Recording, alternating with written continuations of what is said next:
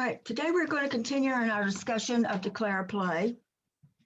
You find yourself the declarer at a suit contract, and you know that you need to take a moment or two to look at the hand, to study the hand. You're thinking about the bidding, the auction. You're thinking about the significance of the opening bid, of the opening lead. You are designating one of the two hands as the master hand, counting your losers from that hand. The other hand will be known as the shorthand. One thing I wanted to make clear, the reason why you need to count your losers from the master hand. The master hand is where you count your losers. If you hold the ace, king, queen, jack, 10 of trumps, and you trump a loser from the dummy in your hand with one of those big trumps, you see you have not gained an extra trump trick. You are getting the ace, king, queen, jack, 10 of spades. The only way you're going to get an extra trump trick is if you trump a loser from your hand using one of the small dummy trumps in the dummy. That's how you get your sixth trump trick. You don't get normally extra tricks by trumping in the master hand. So the master hand, you designate and you count your losers from that side. You do not halfway through the hand decide to start trumping losers from the shorthand into your hand and going back and forth. If you do, you're going to get into a lot of trouble. So once you have identified your losers, last week we looked at ways, the primary ways that you can eliminate those losers. And first of all was about pitching on a long suit, roughing in the dummy, roughing losers, and then finally the finesse. These are your three primary ways. There are other ways. We're going to look at one in a couple of weeks. It's called the in play, whereby near the end of the hand, normally an in play happens near the end of the hand, where you throw them in at the strategic point and they lead something that will give you a rough and a slough where you can get rid of a loser, or they lead away from a king that allows you to get a queen you were not going to get.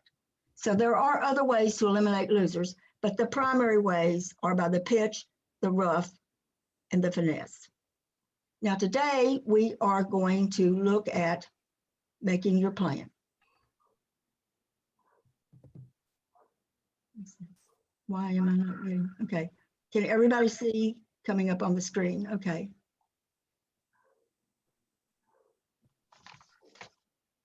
Okay, so you've looked at the hand, you've counted your losers, and you've thought about ways you can get rid of them. Today, we're going to focus on making your plan of action, the plan you make before you call for the first trick from the dummy. You want to think about the order in which you need to draw trumps, knock out honors to set up a winners in a side suit, or eliminate losers. The order in which you need to do these things will be very, very paramount. And one other thing you need to be aware of is if you're going to need an entry in either your hand or the dummy, most of the time it's in the dummy, that you have a shortage in entries. You need to be very, very careful that you don't squander any that may be needed later on in the hand. So all of this comes when you are thinking about how you're going to play this hand, whether to draw trumps, delay trumps. If you got stuff to rough, you need to delay drawing trumps. Should you knock out an honor that they have so you can set up a side suit? When do you do that? The order in which you eliminate a loser. Maybe you need to try to eliminate one loser first, because whatever is going to happen next depends on what happens when you try to eliminate your first loser. Again, let me emphasize being very, very careful, especially with entries in the dummy hand, because usually the short hand is the one with the shortage of entries. Okay. In making any plan, you need to be aware of two very important factors, the timing factor and the entry factor.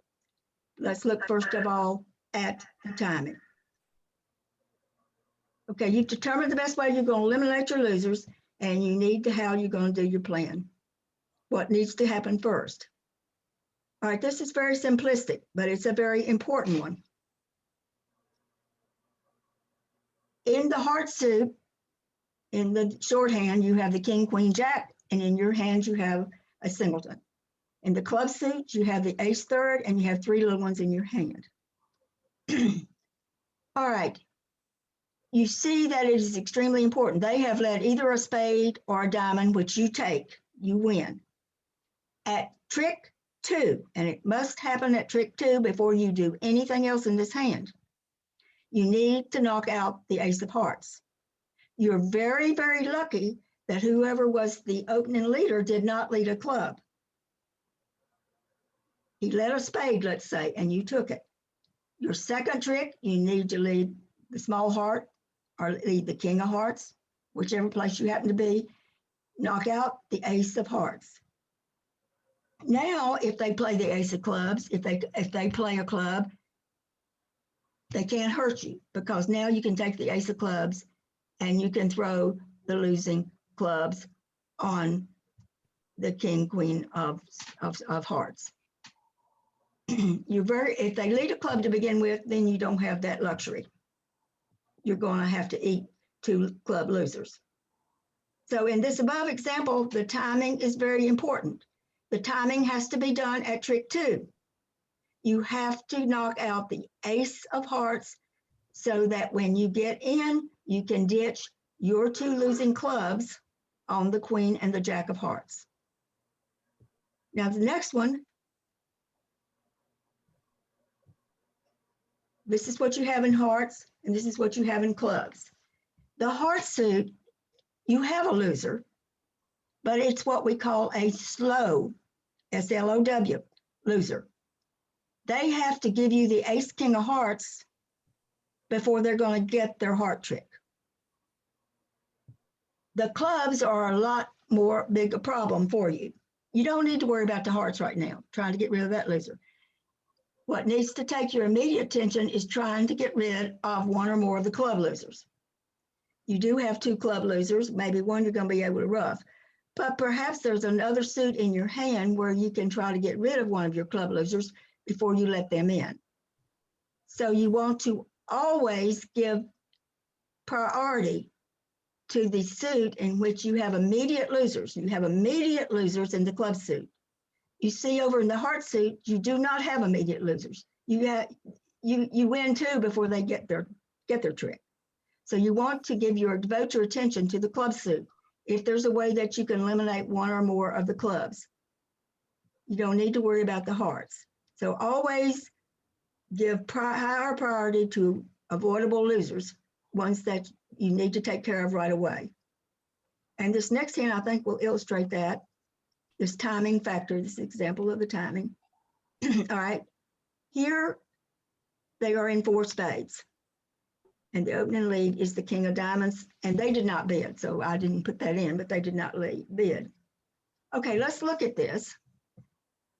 You have a 4-4 fit, so you've got to designate 1 of the 2 hands as your master hand. If you look at the south hand, you see that it has more shape. It does have 4 clubs. The north hand does not have a 4-card suit other than the spades. So because the shape of the south hand, because it does have the 4-card club suit, I would make it the master hand and I would count my losers from that side. So looking at the hand, you look at the spades first. You note right away that you have a 2-way finesse for the queen of spades. The bidding, they did not bid, so you have no idea which one, whether east or west, has that queen of spades. So that's going to be pretty much a guess unless you can figure out later on in the play of the hand. In the heart suit, you have between your 2 hands, you have the ace, king, queen of hearts. So you have no heart losers. But you also notice that you have a possible pitch on either the king or the queen of hearts that's sitting over there in the dummy. In the diamond suit, you have the ace, but you have 2 diamond losers. One of them may be avoidable, but you've got at least 1 that is unavoidable. One of them you may be able to pitch on that heart, as I'm said previously. And in the club suit, you have to lose the ace of clubs. So you have to lose ace of clubs. You have to lose a diamond. You have a 2-way finesse for your spade, and you have a way to get rid of 1 of your diamonds by pitching it on the heart. So let's look at the play making your plan. You have the 2-way finesse in spades. I'm sure you're going to plan to pitch a diamond on the long heart, and you need to knock out the ace of clubs. So which one, here's the timing factor, which one takes priority? All right, let's go back up and look at the hand. They lead the king of diamonds, so naturally you're going to take your ace of diamonds at trick 1. Okay, trick 2, what do you do? All right, let's say you decide to finesse the spade. Somebody said, well, you need to draw trumps early. All right, you jump in there and you misguess on the spade.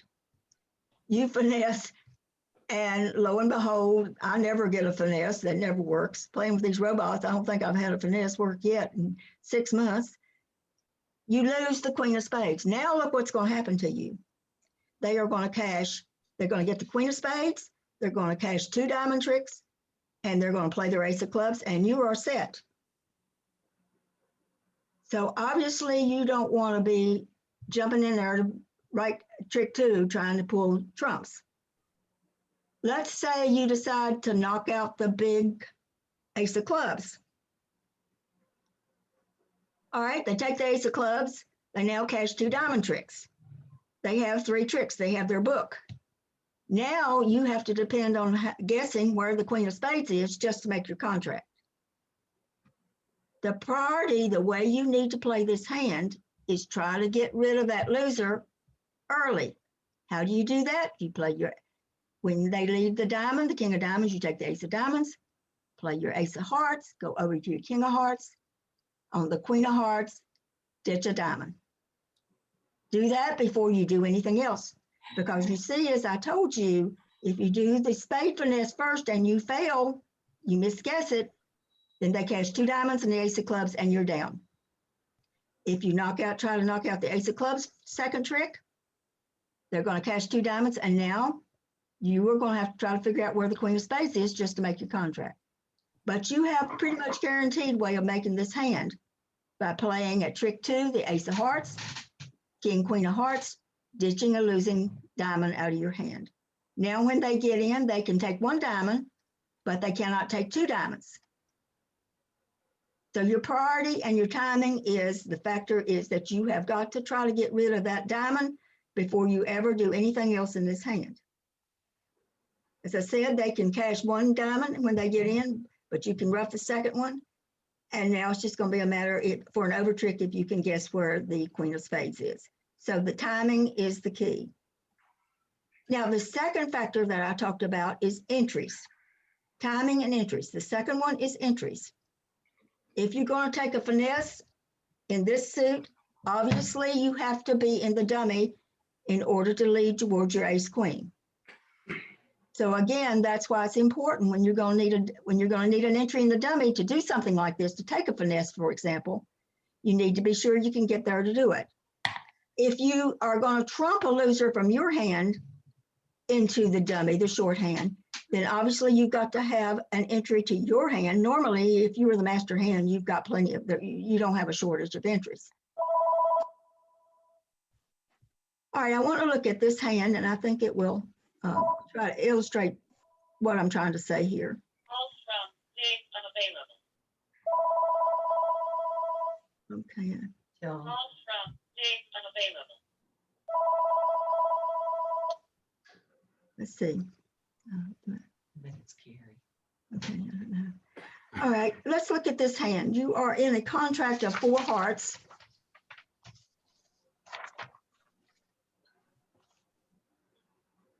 Obviously, south is going to be the master hand because it has the long heart suit. Spades, you have the ace king of spades. You have no losers in the spade suit. You have 2 heart losers unless they collide. Unless the ace and king fall together, you have 2 heart losers. There's going to be a very big red face if those if the two collide. But you have 2 heart losers normally if the defense doesn't make a mistake. You have no diamond losers. You see the ace of diamonds over there takes care of your singleton diamond, but you have 2 club losers.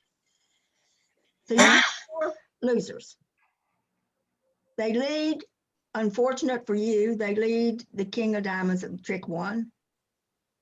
You have no choice but to take the ace of diamonds. So they have taken out the only entry to the dummy they have taken out at trick 1. And you can go ahead and maybe play the hearts and hope that later one of them will go ahead and play the spade for the diamond, the club for you, excuse me.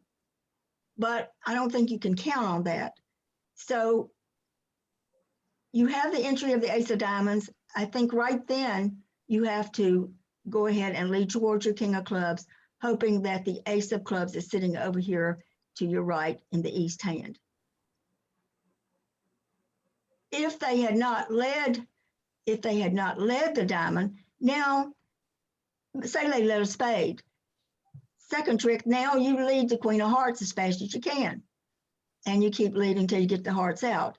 And now maybe when you are leading hearts, you probably want to cash a whole bunch of hearts, seeing what they throw. And then eventually you're going to go over to the ace of diamonds and lead towards your king of clubs. Maybe by that time you have watched the pitches they have made, maybe getting a clue as to which one has the ace of clubs. But essentially, if this ace of clubs is not sitting over here in this hand to your right in the east hand, you're probably not going to make this hand. But entries are to be used, they're to be preserved and used wisely. Here you don't have any choice because the opening lead takes away your only entry. And so you have to take the club finesse now because you're never going to be in that dummy again. Okay, so let's look now at this next hand. Again, you are in 4 hearts. The master hand is going to be south because you have 6 hearts in that hand. The north hand will be your short hand. And let's look at our losers. You have to lose the ace of spades. So you have one that's unavoidable. You have to lose the ace of hearts. Can't eat the ace of hearts, ace of trumps. In the diamond suit, you have 2 losers. The ace is going to take care of one of them, but you have 2 losers. You have 2 ways that you can get rid of one of those diamonds. You can, at some point, lead towards the queen, hoping that the king is sitting over to your left. That's about a 50-50% chance. Or a much better play is to knock out the ace of spades early on and then ditch one of your diamonds on either the queen or the jack of spades, whichever one is left. That's a much better way, much more sure, higher percentage play than trying to lead towards the queen of diamonds, hoping that the king is over on your left. So you can't do anything about the spade loser. You can't do anything about the heart loser. You have at least one diamond loser. You have no club losers. Okay, so they have now led the queen of clubs. You have the king of clubs on the board? You have the ace of clubs in your hand. So does it gonna make any difference whether you take the first club on the board or you take the first club in your hand? I think in this case, I would take the ace of clubs in my hand, preserving that king in case I need it. And now you have time, because they did not lead the diamond, now you have time to pull trumps. You don't need to worry with delaying pulling trumps. You can go ahead and pull trumps. And then you want to knock out the ace of spades. You see, you're still protected. I'm sorry, I need to just scratch what I just said. I think you need right then at trick 2, you need to knock out that ace of spades. Because if you pull trumps and they come back with a diamond, you see now you haven't knocked out your ace of spades and you're not going to get your pitch in time to do any good. So at trick 2, when I would take the club in my hand with the ace of clubs, I'd lead a small spade, keep on till you knock out that ace of spades. And now if they lead a diamond, that's okay. Because you now have your club, your king of clubs over there to get to the spade so that you can throw one of your diamonds. And of course, then you're going to lead the trumps. So entries and timing both in this hand. Three of your losers are unavoidable. You have to lose the ace of spades, you have to lose the ace of hearts, and you have a diamond to lose. What you're trying to do is to get rid of one of your two diamond losers. So you don't have many entries in the dummy, so that's why I think you want to take the first club in your hand, preserving that king of clubs to get over there with if you need it later on. So at trick 2, I think you want to lead a spade. You want to establish the spade winner while you still have the king of clubs as an entry. When the defense wins the ace of spades, they're going to probably return a club, which you can cash, and cash your remaining spade and pitch one of your diamond losers, hoping they don't ruff. And now you can go ahead and pull your trumps. So timing is a key factor, and entries, both of these are key factors in playing any hand. At trick 2, if you get the first trick, at trick 2 can be very, very important as to whether you need to try to get rid of an immediate loser, or if it's a slow loser, maybe you can delay getting rid of it. But if you need to get rid of an immediate loser, like that little club suit I showed you a while ago, you need to do it trick 2 as quickly as you can. Get that side suit set up for your pitch. Okay, in making any plan, the most key question you have to ask yourself always is, if you're in a suit contract, is there any reason not to draw trumps? This is your critical part of your planning stage. You've counted your losers, you've identified ways to take care of them.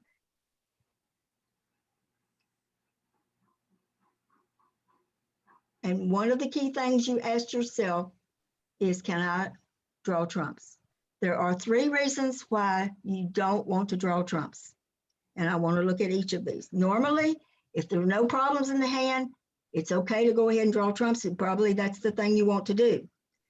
But in 3 situations, you want to hold off drawing trumps. And of course, one of them, the most common one, is if you need to ruff a loser. Now, I don't know how these people got to 6 clubs, but they are in 6 clubs. And bear in mind, I've made up some examples that trying to illustrate what the points I'm trying to make. So they were in 6 clubs, and you get the queen of diamonds opening. They did not bid. All right, south is going to be the master hand. It has stronger clubs, but we're still missing that big king of clubs sitting there. So, but I would say that the south hand has stronger clubs, and so I would make it the master hand. Counting your losers, well, you've got the king of clubs to lose. You don't have any diamond losers from the south hand. You don't have any spade losers from the south hand. You have the ace, king, queen of spades, so you have no spade losers. But looking at your heart suit, you've got 3 heart losers. So how can you take care of them? You've got to try to ruff them using dummies, little trumps. So where are you going? You can take that queen of diamonds. You can either take it on the board, or you can take it with the king in your hand. Because you need to get to your hand several times so that you can lead hearts to be ruffed, the entries, the important entries, are in your hand, in the south hand. So I would take the opening lead of the queen of diamonds. I would take it with the ace of diamonds on the board. Lead the heart to your ace. Trump a heart with a small club. Now you have 2 ways to get back to your hand. I think I would just go ahead and lead the diamond to get back to my king of diamonds. And I would lead a second heart to be ruffed with a small club. How do I get back to my hand? I lead a small spade, either play my ace or my queen. Play the ace, I think, is probably better. Keep them guessing on who's got the queen of spades. They don't know you have the ace, queen of spades. So play the ace. You know, you can take it with either the ace or the queen. Keep a good strategy to use is to play the cards you're known to have. They don't know for sure which one of them has the queen of spades.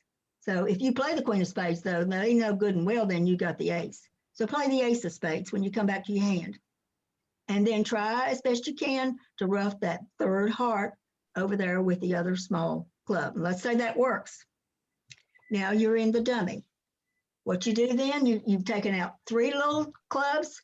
You play the ace of clubs. It's the only one you got left. You play it. You play another spade to your queen. And now you lead your queen of clubs, jack of clubs. They're going to get their 10 of clubs. They're going to get their king of clubs, but you're going to make this hand.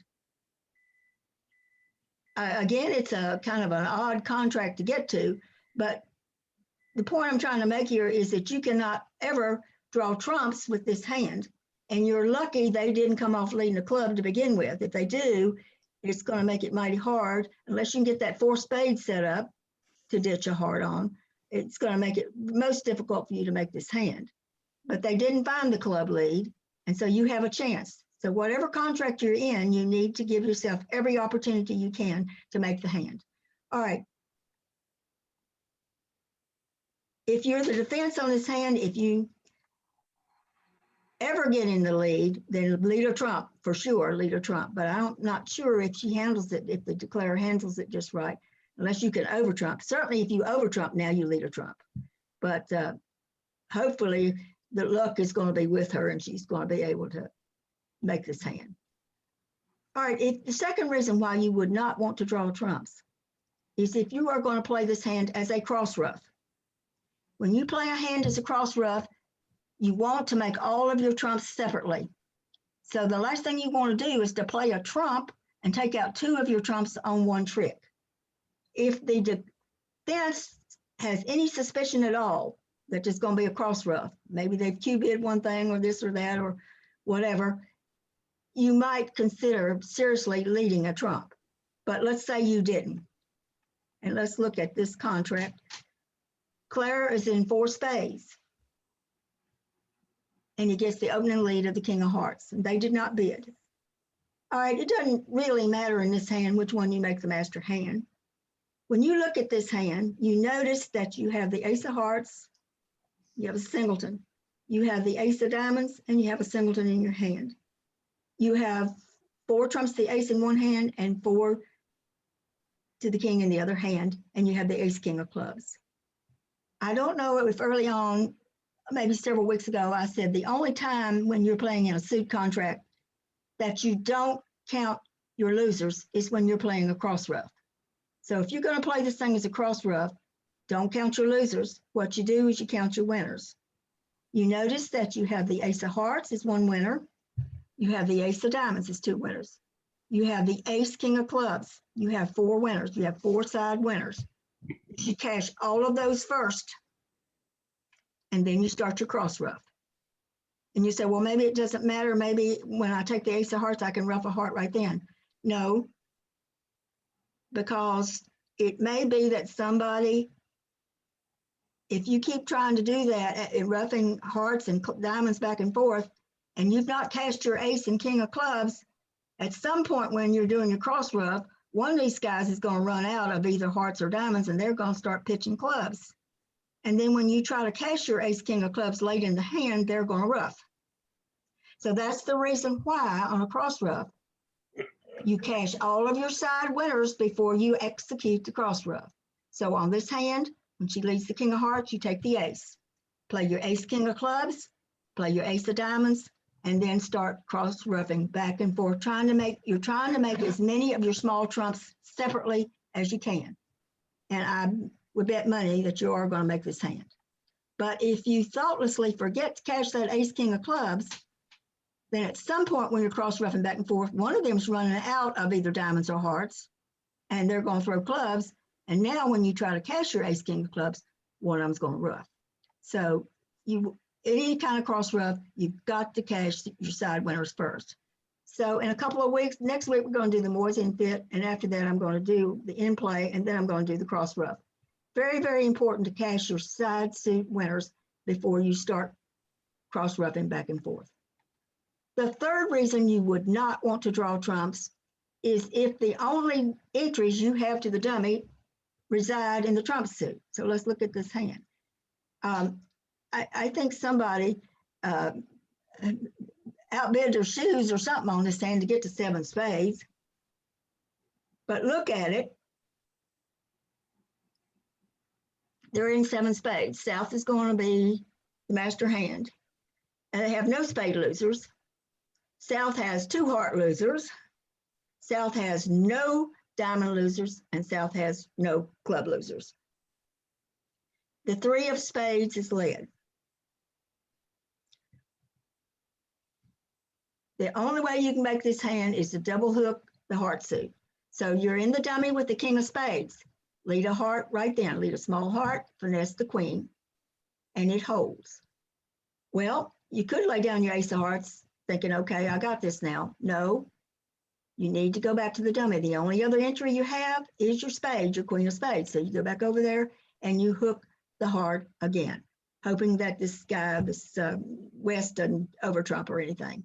It doesn't trump. And then you can proceed to draw trumps and you make the hand. Now, I think that we know that a slam is not a good slam if it depends on a finesse. But in this particular case, it depends on a double finesse. It's an absolutely unreal contract, and nobody's going to believe that you ever got yourself into it. But what I'm saying to you, I'm going to try to say to you, that is, if you find yourself in a contract like this, and you have one way and only one way to make it, you take it.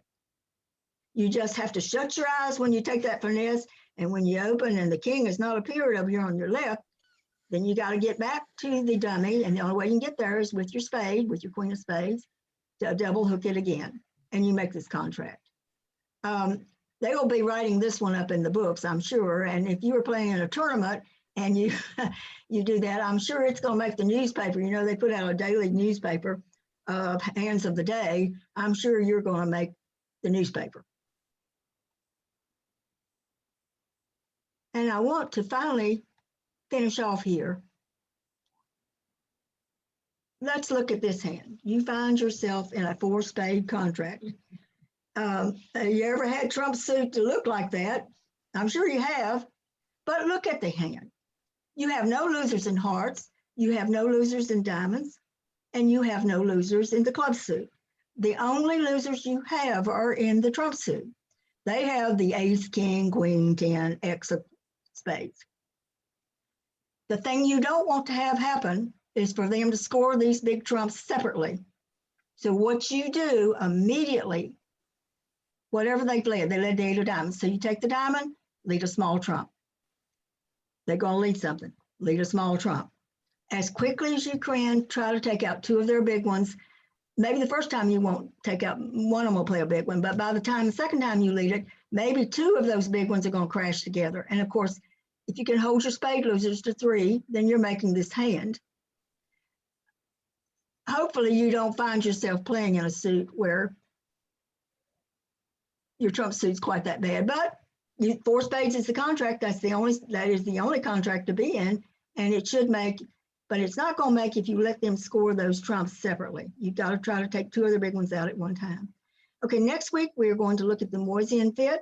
Moiseian fit is where you have the 4-3 trump suit. We are going to look at when you are in game. There's one strategy to use if you're in game or slam. There's another strategy you use if you're in a part score. So we're going to look at from the standpoint of you are the declarer. We're also going to look at Moiseian fit if you are the defenders, how you defend against a Moiseian trump fit. So thank you so much, and I will see you next week. Okay, let's see.